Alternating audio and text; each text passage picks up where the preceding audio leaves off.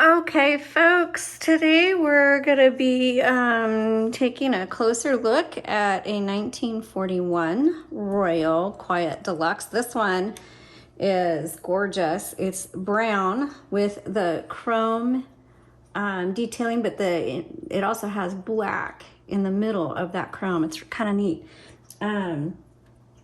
This is a obviously wartime typewriter, which is very interesting to think about. Wow, that it was around during that time. This has the glass keys, this early 40s. You can always tell the early 40s versus post-war typewriters. They have just a different look to them. This has kind of like the crinkle cut, or not cut, thinking of French fries. The crinkle paint, this is the brown. It does come in the black as well. The glass keys has the small Royal logo on there. And the Quiet Deluxe has a different, let me take this paper out. Has the smaller decal. It's not even a decal, it's just a logo plate on the back. And then as it gets towards the late 40s and the 50s, it has the much bigger, the silver Royal that goes across, and has just a much bigger brand presence on the typewriter. Okay, so let's go ahead and we're just going to start from the back and make our way forward. I'm going to lift this up, and back here you're going to see the tabs, and I'll show you how the tabs work. But this is where you set tabs, or some people call them columns, and a lot of people don't even use them. Like, I don't really use tabs, but others do. And really, initially it was for the purpose of mathematical use. That's what tabs or columns were for. Okay, I'm gonna set that back down. I know a lot of times my videos, the typewriters look crooked, but when I'm looking at my screen and I'm taping it, they look straight. But then when I edit them, I'm like, how did they get so crooked? Okay. All right, so then here, this top piece actually flips back, and you're gonna see margins. Now, this one has the magic margin on the left side, which means that you just place your carriage wherever you want it, and then you just pull that forward to set it. Now, what I just did there, all right, let me redo that. This is a little confusing. So when you're going this way, when you're gonna be setting your margin further in, you just pull it and you'll hear this little click. When you want to move your margin out, like this is as far as the carriage is gonna go, because my margin is now set here. But I wanna move my margin out here, then what you have to do is you have to hold that while releasing your carriage. I'll show you how to release the carriage here in a second. And then release them both at the same time. So now to release the carriage, there's a silver lever on each side, and it doesn't matter which one you pull in, and that just releases the carriage. Okay, by the way, this is the carriage, this whole section right here, and it includes your platen and your this little metal paper bar. I don't know the names of all the pieces. I'm just here to show you how to use your typewriter. Okay, so then on this side, on the right side, you have to set it using this. Okay, so you just press and drag. And you can do that on that side as well, but they have the lever on the outside for you. Okay, now you'll see this lever right here. That is your paper release, and I'm gonna load the paper and show you what that is for. So you just set your paper, and you don't have to press it down in there. You just set it there, turn the handle, it'll grab it right away, and you just come around, and you can see my paper is a little uneven, so I'll pull that paper release forward, which releases the tension, and then I can adjust that. And this one seems to have a pretty, the paper release doesn't release a whole lot, so it's still pretty stiff. But either way, that's what it's for.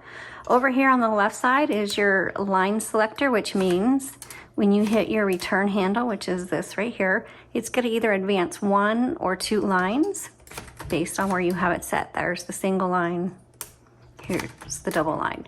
So when you hit your return handle, you also are supposed to press it, excuse me, and it'll come all the way to where you have your margin set.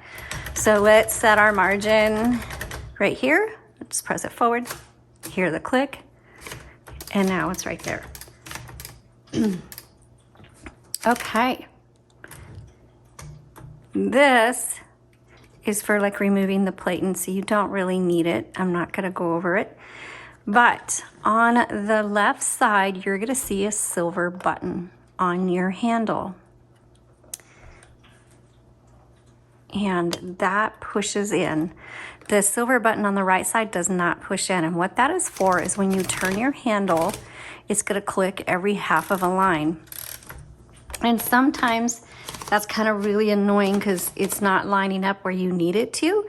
So what you do is you press that little button while you're turning, and it releases the platen.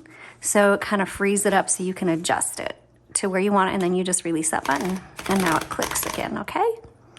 Okay, let's move the carriage all the way to the left. By the way, you hear that bell? So your bell should ding when you hit your right margin. And what that says is, hey, you're at the end of your margin. I'm not gonna let you type anymore. And then you're supposed to hit your return handle. But sometimes when you get to the end, you're in the middle of a word and you're not ready to hit the return handle. So the margin release button right here, this tab key or whatever, just press that. That releases the margin, and now you can keep typing. All right. We're gonna keep the carriage over there to the left, and we're gonna pop open the top for you. And inside you're gonna see the spools. Now, I don't know if these are the original spools or not. They kind of look like it, but I'm not sure. But yours may have spools like this. And if so, if you need to send them in to get fresh ribbon, we have an option on our website, and that link is in the description below. Look for the custom ribbon and follow the instructions, and we will hand roll ribbon for you. If you don't have spools, then we also have ribbon there for you. Just again, click on that link, and you can get either black only or a black-red combo, if whatever you prefer. And it's a universal ribbon. It'll fit a universal ribbon and it'll work just fine. Okay, here's your touch control. This determines, I'm sorry, my throat is so dry. I gotta go grab something to drink.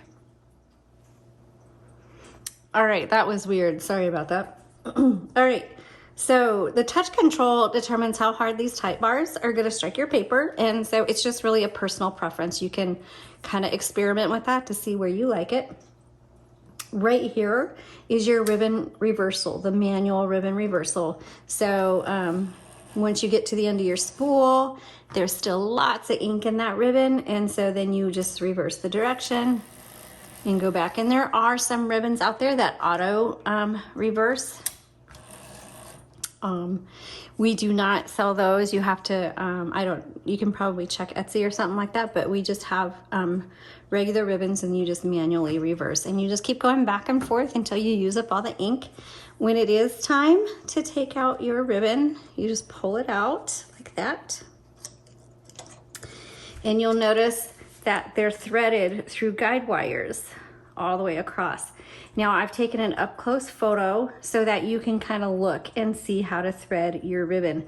There's, on these guide wires, there's little places that have slits in them. And so you might find it here, you might find it on there. You kind of have to look and see where the slits are, and then kind of wiggle your ribbon through those slits and into the guide wires. It's very messy. You're gonna get ink all over your hands, but that's how you do it.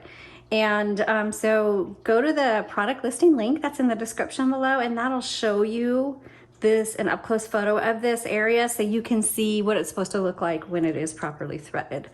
And then you just pop them down. Okay, voila, that's how you do it. Okay, over here on the right side is your color selector. So you have black and red. make sure it's firmly on one of those colors. And then also you have to actually push and down and then over to go to the white little dot you see there on your typewriter. That's stencil. It's probably not something you will ever use, and if it's on that selection, it's actually not going to type properly. It's just going to look like it's making an indent, but it's not going to be typing any ink. It might for the first 1 or 2 characters because you've got ink already on that key, but that's probably more for like a correction tape or something like that, but you're basically not ever going to use that. And if your typewriter isn't typing very well, doesn't feel right, it's not looking right, check 2 things. Make sure your ribbon doesn't need to be reversed, and then check your color selector. Make sure it's firmly on one of those colors, the black or the red. Okay. And just because it allows 2 colors doesn't mean you have to use 2 colors. Just be aware of that. And then there's also ribbons out there that have other colors other than black and red. It's just, that's just a basic option for you. All right, so over here you have your backspace, you have your shift and your shift lock. To undo the lock, you just hit shift again and that'll release it. We already talked about the margin release, and then here's your tab, and I showed you how to set your tabs. You just press and drag those little tabs I showed you back there, and then this is where the tab is, okay? So that is how you use a 1941 Royal Quiet Deluxe. Very nice typewriters. They're very portable. Great little office machines. Great for writers, artists, authors. Definitely can handle a heavier use. You know, if you're just a casual writer, you're going to enjoy it. But if you're somebody and you want a typewriter that's really going to handle, is going to be something that you're going to enjoy writing on it a lot every day, this is a great one for you. Okay, if you want to see the typing demo, then there is, just click on that product listing link and it'll take you to where you need to go. All right, thanks so much for watching. You all have a great day.